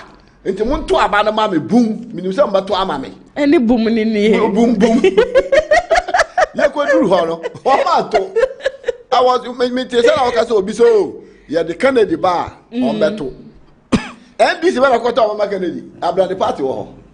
But on the Canada, make us say John the man, Mamma Gusiso. Now, with MPT could be. You're quite not or more line. No more bought Dr. Mahmoud Bawumia Basso. Obviously, they will also be abandoned 2 minutes until next election on Betuamano. Is it true? What more can? But one, you the ballot box that you on NDC. But they were shouting, oh, you have a trauma, 1 month, Ghana, you're peaceful. Tell us if you are in 2 million, Papa. Next time, you have a trauma. They were just shouting. No more than that. Exactly. And you know, say or more can say we buy. You know, the Canadian buy, but trauma. What the can buy. And we ain't for the SEA to about the money. Don't wait for the only people we need their votes is the floating voters. Sure. You will be on when NDC, when NPP, on the target. But who got targeted NDC? NDC need the area once to tell any wolf. No, but to amount. So I'm MPP need to be more wolf. No, I got to my NDC. That is why a government be our power. A party votes were we won't send the party or for no or more on ento. Okay. And you know, sir, am I heard that die? Say we bow way back. So when you now 4 and 5 for you just for me a popular, they should go and form their own party and they will see their smoothest level. Okay. Matter how the matter was here, Papa, because if they are cool, Mammy Tia will so will take one why by. Oh, 10 minutes now, so and the topics, you know, so why boycott Temal essential by election, Brian Acheampong, and a Casa same way, Uria Neja, what it does ethnic and religious propaganda help political party. Now, what the announce so account, Mimiaba, my main for Queen Sunamenchia, I have 4 wedding or more now say, yeah, Brian, Echo Casse. On TRCSA MPP 4 uncontested ewo Tamale Central Noa. Ne say akwa say MPP no still na emunyo yi. Esan say yehu ye baby otwe gina no na ne bagina. Nanso we die baby otwe gina no ne ba na te ne ho kra na ne ba do baako ene Brian. Esan say ye nyina wo kroma si na MPP for my associate say electoral commission SCC omo ewo Ablekuma North and because of that no 19 electoral areas no kwampo omo nya de so mbekọ akoyede akwakoto aba ni bi omo fom ho yede enhyem menwa ba se omo secretary issue sa communicate de ba abonten ani be 2 hours impo na sa maame no atie si dwom se okọ no akwa contest ni ye se de party no ejina ya na omo kan ye no maame no anyede amfa nya adwuma na Brian so eya ade bi a omobi ehu se sika na ya ade nyina isan se no na isa de to mojaduro ti Brian call ye no o man 2 billion a o man 2 billion wie no o sa ma $65,000 se emfa ma Brian chairman for no no mo hwe na elections na ye de enkoso no muni nkunim Bawumia eso koma for a 4 billion adutwum eso ekoma 2 billion de me kam na kwesi nyina ne se party no kase yesi ginaye na ye ginaye yesi ni se Ablekuma North no yen de ye nko na se party for a mo no na mu die ni mu kan na se amanfo eda mo no mo hwe mo asua mo no mo so mo kofo akire edi sika ekom ekopuopo ma me se the party na aka no ma ne mfa nya adwuma no ono nkwan ne enko a ne ye se party no mu mfa ebuo ni die emma mpanfo ewo enti se ene party ne de krata aba say because of say atrenchema yesi wo Tamale Central ene mo modern boys a wo fem poto 2024 manka seninti no ehun hia kra se mo de mo be ko sa about to na sa be gino ka se won ti asia na yesa won akwa se da bia no woni party no enkwa adwene aka se won ti asia wo so just esan say ye mfa sa enchiche o man eno nti ma example say ma Ablekuma North ena ma sa ma we so de aka ho na Ablekuma North no kwado de sika de eboai enti mi nwa ba sa de na MPP esi ye no na omo de die bibia efe no bargaining ni say fa baako na mesome mfa baako sa de mbina na omo ye esan say okay say e mamo Tamale Central dia eni nke besere mo so what you say nke akwati asome de munye de monfa enye de monfa emaye which is not the case so what you say unim omo mio ma no but o hwe say after say letter no eba ye na ape no ye nyankofo na bi e be kan say yanko dia eni mo ba me no ka say electoral commission no enyan close nomination form no a wontimi nsi gina yese MPP se omo yede omo nko but me say me no ka say a mebai ma hu sententan so no abrante baako a ono so wo esilimantem ho no so say oko independent candidate so what you say enti say any the until say EC no ebeka say okay ya close nomination e close ye no NDC e the one candidate eye ono nko MPP for omanfo obi ayin de man de until then de ye ntimi nka say agro ne de ye de e san so hwe party no a ya mo ye party no ya boy ho modern emretie wa bi ama ho ya kono say de be ya obi a de ne ho de ehim ti brand de mekoso no matunufo say on kompanfo ho no nkotie futu na de panfo be kan no e ho no wo so de wogina na menwia eba amanyosem a ye de osom ene enipa mu nchichemu aba be fra no a menwia ba sa de we ya de emo mpuntu mpuntu na emo ni nyina free say NDC ye kan se yewura Bawumia obedi MPP echi nanso so eba so mo kwakoyi omo franka tuni no a omo mfa no enyede emani enyede emfa ne emma anyina so me kan sa nse tama kofo free so no Aliyu Mahama anu en vice no okoko gina asuafo du 17 no ono no omamfa ama no so what I say into on that premises no enu nti na ma GM dey make it those that comment no nanso me nwa ba papa iba ye no ono so ba be make sure say or the osumun titimu dey eba wonu ma de o sha say ye o magana fo nyina hu say bana ono wa ba no yesuro papa esan say na MPP NDC fo no fi say MPP fo ntimi nkofa sini kramoni de emfane ma na akotie empanfo modidi mu bi say chama wuntumi chama nkokofu asem obi e kan ne say dankwa adibi buzi aso aide adibi adu dombo na dombo ne hwan amwa so wate mpacho wate ase nti dombo afi ne di dombo na aide aba na Bawumia so sa si su pi say ba wa ba ne de ebeboa pa abokwan ato ama ni nnuanom nkramofo atime anya kwanya atime di party nanim ewo MPP mu enti no se sa ne ma wo mu nyina no ede ekafu a na akwa say omu ene de sa entity mu na ede eba na unim meka Bawumia asemi fa no entity mu asemu no won say nanado eba otumfo nana mebodin bo mu ase oba ne ho no na ochia nana na okache nana se nana abranti fa na lanchira maten ono ne meko contest na why na adwene se me free so na ebede eba ba bedi maade so what you say na wodi kan kasa asem achi otumfo dada enti no na obi anim se o nanado free ho a lanchira maten na eba ye hu de ye ne se yakofa Bawumia ede na ede naba eno enti na ma kire me tu mra na ma kire esi no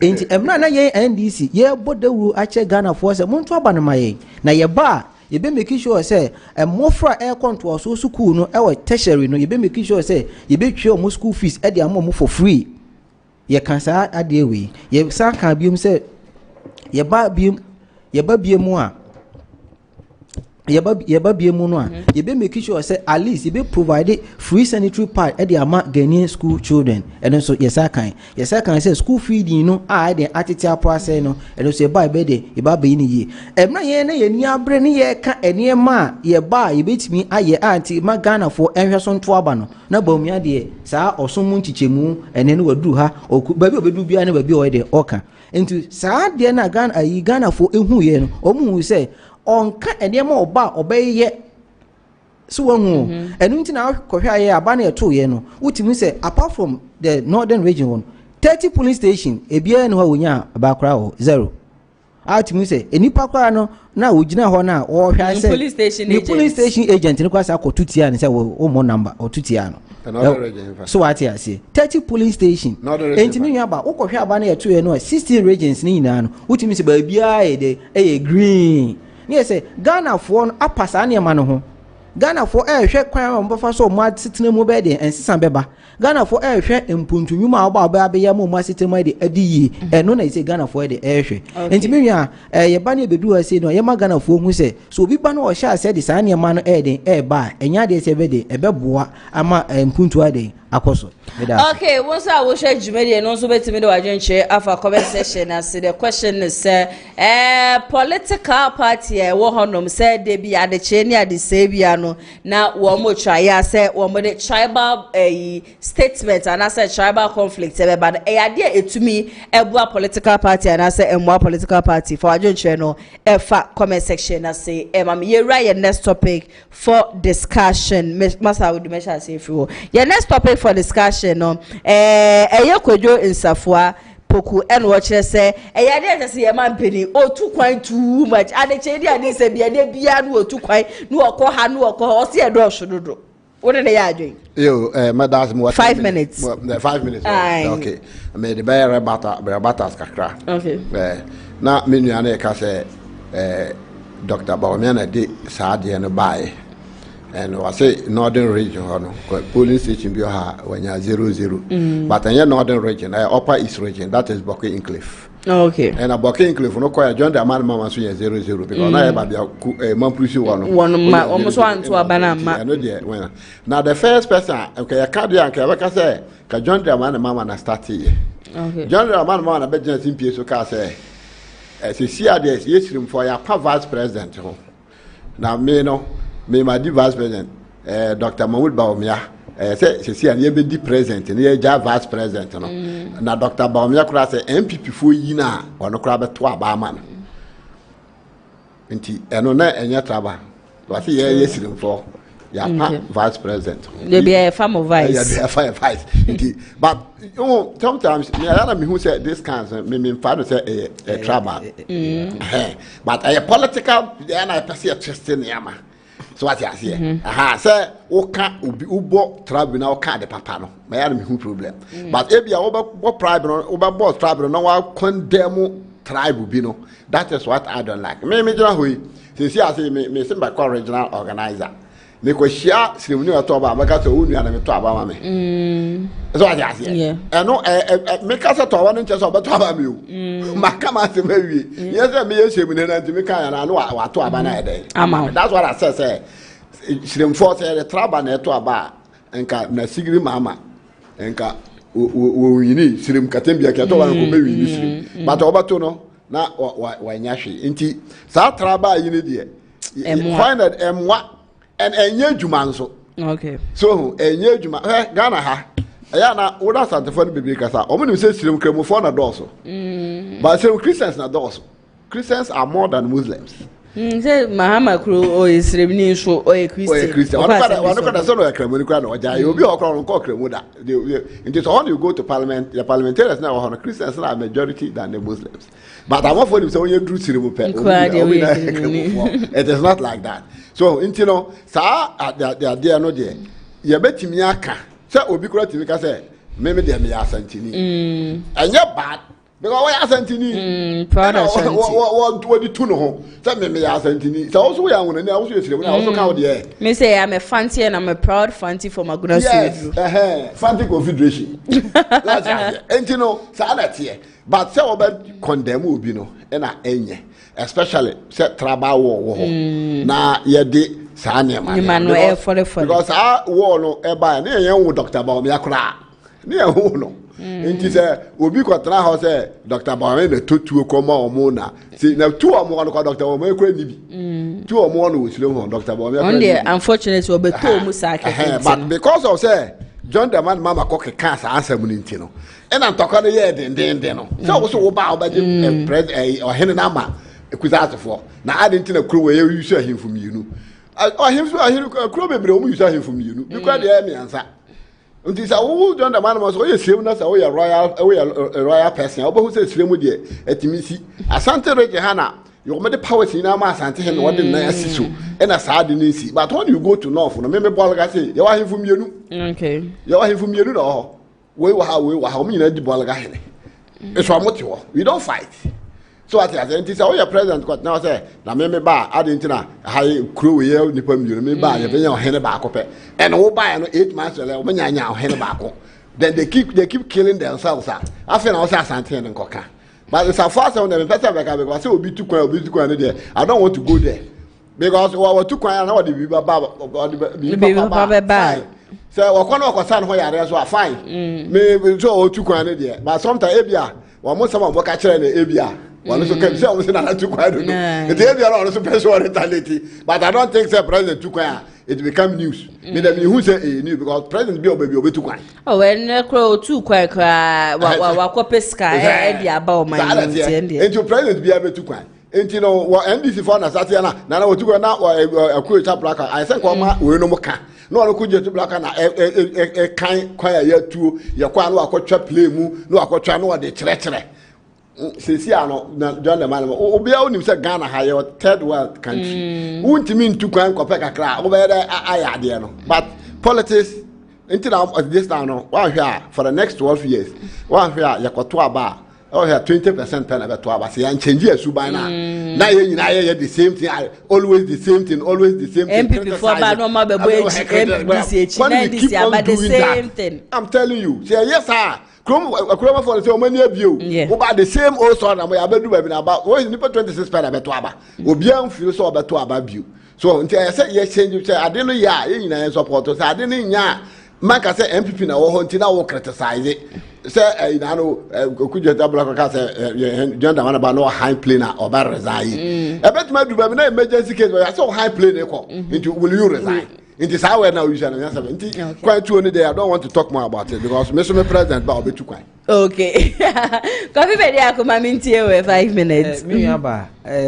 your friend is saying Abranti asemi okan Kwadwo Safo na Kwadwo Safo so per president yadi o Kwadwo Safo your friend is saying MPP ni on so per president edi Kwadwo Safo yeah Kwadwo energy transport na papa no ade a waye no ade bia ha adwen esan say politics of equalization bia na opeso we dey oye no that was we bi esan say emre bia ne de o say esi ene anase de o say de eba esan say emra ne ye ka say MPP for era akufo ado o tu kwan no ye magana fo huun e kwan na o tu e ka ye de ye bo ho to the sense with me to kwan say okwa Champions League 1st June 2021 so what I say Qatar 2022 first match and now they say we took akwa hebon bi masin aba we nyina ya de a jet fa nipa 150 no na don quite meet them so what you say no no kwa phone no ide no akọ no aba na akọhwe 1 hour bia no $17 so what you say $17,000 and is a katwitwi di ayede yebo sani ma yade a ede ha o man no na saa mra no so ye ma na Ghana ni wo hu ehim na ni momu ayede ayedin sikasem hu ayede ayedin ye bedie kura no me yaba na no ayedin na covid so atwini mo enti ne sene ye kan kire wo se ni ye kan kire wo se Akufo-Addo akwantu na wo tu no na edoso a ni ye dika so what you say lawyer ba ko e fe no lawyer UK otu so what you say onu kwa de ka kire Akufo-Addo say the rate at which who tu kwan a Ghana for a complain ebeye atie because what kwantu no enya de say de ebo party no so hu ya lawyer ba ko nso say NPP ya Adomako ba fi ekotena PCFM e ka say ai ye say Akufo-Addo so a opakwantu na ope akwantu so a wo ko so ofa wi omishen ya obedware wom na adware na odware wom na ade nso na so gu ye so ana okọ PCFM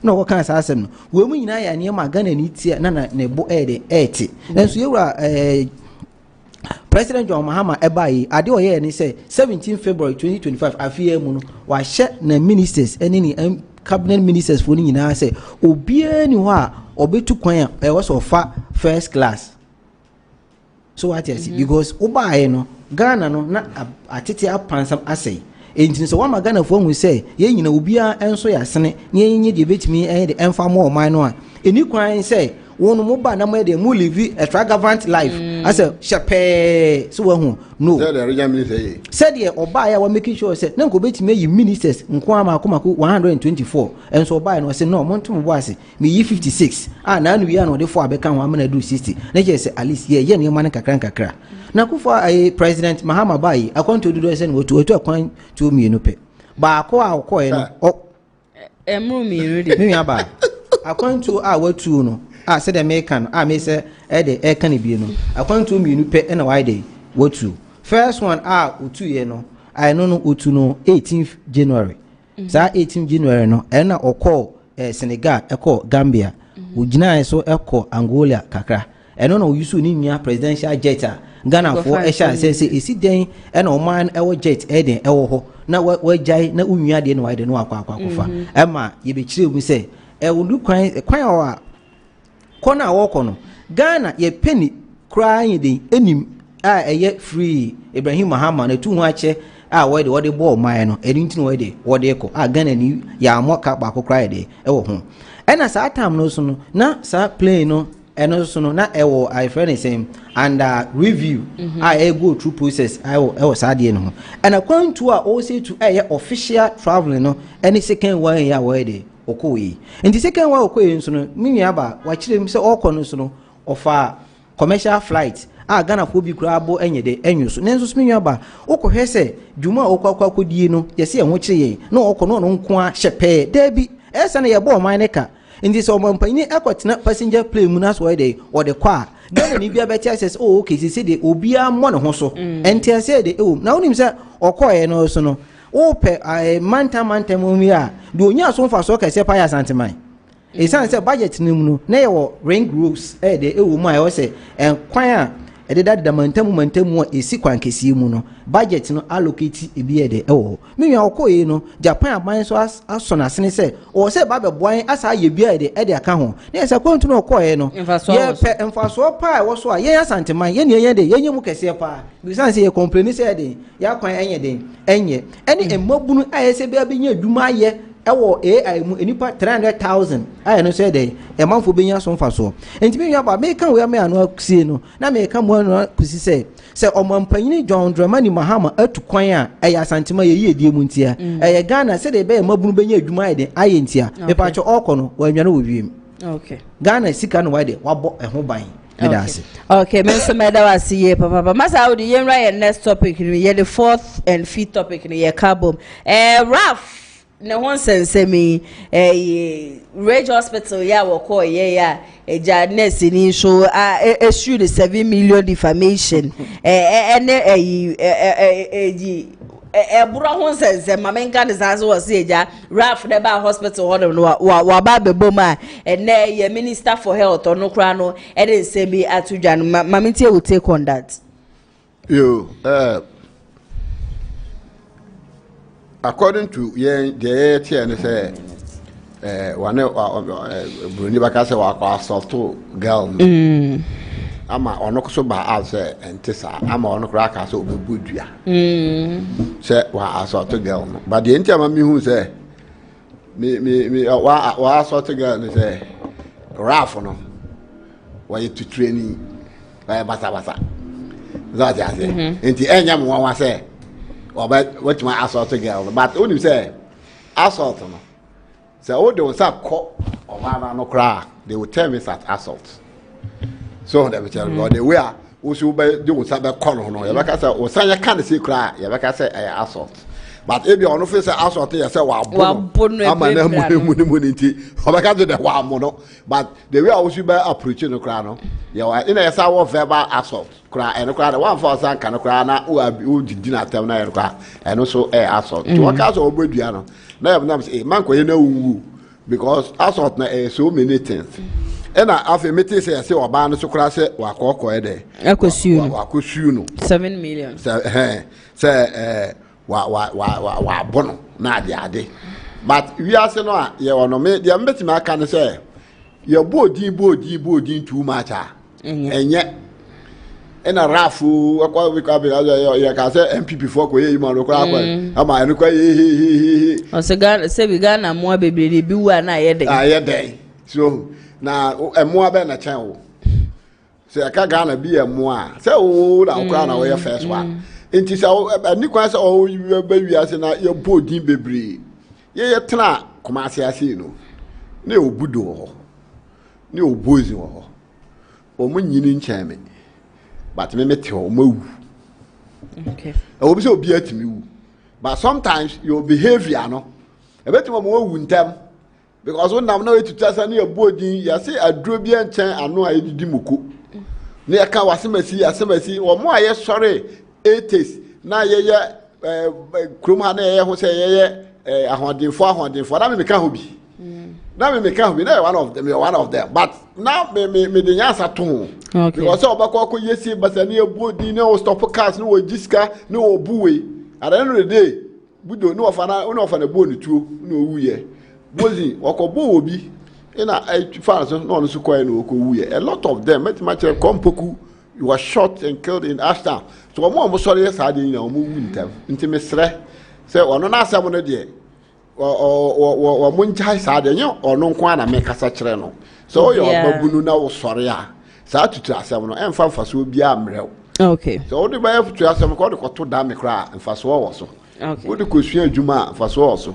Okay. Chance oba nam na yebodi. Ebia na wo kra wo chere yeboni bia o. But ebia de bia yebodi ntino. Ya kwa that day kra ebia na wa chere yeboni. But oh we dey sa na ote. Ebia na that day so kra wa yeboni o. Nso anam say ya ka say de bia yebodi ni ntino. Yeah, we ka say sa na ote because I want to share Ghana nim say Ghana for mo bebrewe na biwu ana ye dey. Sata no obi ba na wu. Nti imagine say nipa 80 ko wuye no be ka say mo bebrewe wu a. Do you know the harm the person will cause to their families? So what I say. Nti sa we na o kan no kra na say premand because wa anya de. Nti no me de girl so was you no court. Nti yan hwe de court no be ka. Okay, Kofi Mamintie won so e. Me nwa ba asema isi ho no asema a eni kwan se so yeni kwan se so kra isan se odwumayeni akọ se okọ som ne man na se na adwuma yemu no se emfomso ana se bibi aide abaso a enye ebro ana se enya kasakasa ene de yede eso ano isan se wo hwe last year uhwe ya chiche ni bia na wo kire a school for ade one of the senior high school that's I think it's 11 December 2024 school ni e dey say tire na sa de ebonani a chiche ni no nani ade asai sani ma we eni kwan se so ene de na no ya ebesi enti no nurse ni a wakwa na adwuma ne de sa de na Ralph eye no enye esan se CCTV footage na e bae no ba bia ni ho a yehu sa asot no a wabona ma ne nsa hwan no eno no CCTV camera no footage na bae no eno no yehu bibi side ewom nti na Ralph no ewa kwanya bebre se ne ofa afo na wo video betima video na de ababeto abontem obi ehu se wo de oyare ni eden ekoye no nurse ni no emi an phone so wajai bosri hehe so what ase ama Ghana fo nyina ide ehu na minister no so no yewra community account in fact abrante ne ye pa obi a papa no obo no humodin pa isan se afi ya bosomi ye kura no unannounced oko Achimota hospital and osa call Ganof unannounced and you know how no tiesi ho okudu ho no yes ma me dey ntina ati ha na oma common nsem otimi kwa kodu washroom hwe niam ye dey ekoso to make sure at least he understands patient and patient also understands him entine se koba se Ralph bibi antwa ye na se wo ne nurse ni wo ne kwa konyiya saa entoka no a menya de se de eboa ni kwan se ye de ye be so nti ye besere nurse fo no so in fact mintimi nka say the nurse ni ye no wa anyi ni ye isan say you and I were not there but mesre nurse fo no ba say eba enipa ho adwuma eno na mo se mo pe eno na mafa atom ho so nti say nipa no ba no baba bidru a aya munya bote because adwuma no ba bia na pressure wo mo ba akofo ye fro o hwe we o se hwe we nti say wutira ye na se nipa no baba bidru a wa ba bedu ho no nko ade o expect say jai de wo hwe no ne bra na be de ne bra be hwe no nti mesre e mabawa na e wo na se adwuma nim say mesre wo mo a o mo mfa abotre enya adwuma menua me de manu sem esi no in fact nurse for nyina secretary twum in fact mesre ni say bibini a mesre ni say onya abotre esan say the rate at which a minute bi obenya bia no onya minister kasatian enya de say yesu ban papa esan say we kandini nti say asem krampo asi na say odwen say de watchita for kan chiro enye saa na tie a ko minister ho minister bi na proto am obia asat 9 p.m. na minister would so office so I say say me see with me two America dey eba ho be hwe de ekoso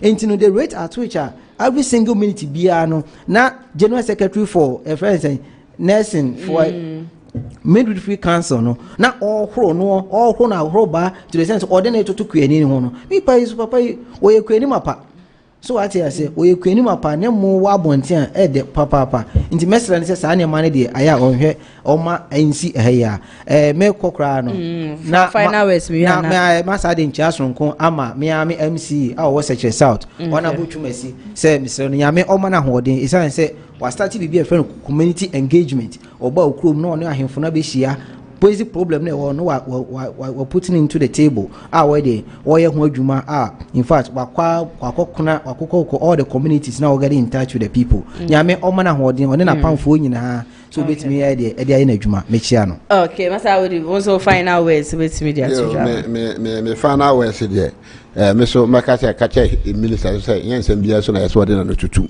aya won so no hu so a minister kakra ebi ni de because we mo ka ayi ho asem yen sa professor no ho asem no na o ka bia na yen no o fana no ntu okay o fana no enti na se sia no na before say me ko no egukuru na we buy wa 2.4 times and 2 times o de ka cost health oko kasa no no ko Angola o sa ko Canada in say oko to what to quite 4 times maybe na 2 year le personal na 2 year business official travels official travels so what I say so no atu no kwa obi enfa ho any man change wa leave president leave you no ba he wadi na he enter ya no it's a 4 years so 8 months what to that's 2 months we to kwa baako you know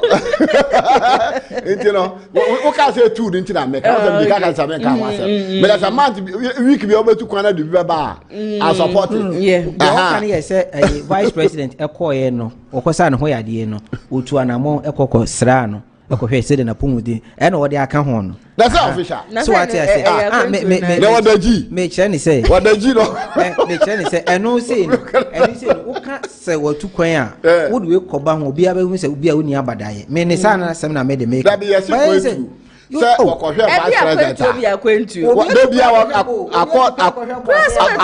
according to what was the bi ono kasa according to president was it the vice president kasa ntutu ya kwahwe de sai ntutu kwa ukohwe no kra ye but ya kwentu me nka so ba ntutu kwa kwahwe no but ya kwentu ya me mpengu okwa de bikosi a Ghana for ana yesa nti ya kwentu nti maka so kwahwe obi ntenya kwentu ya kwentu na nado wo so kwahwe ayi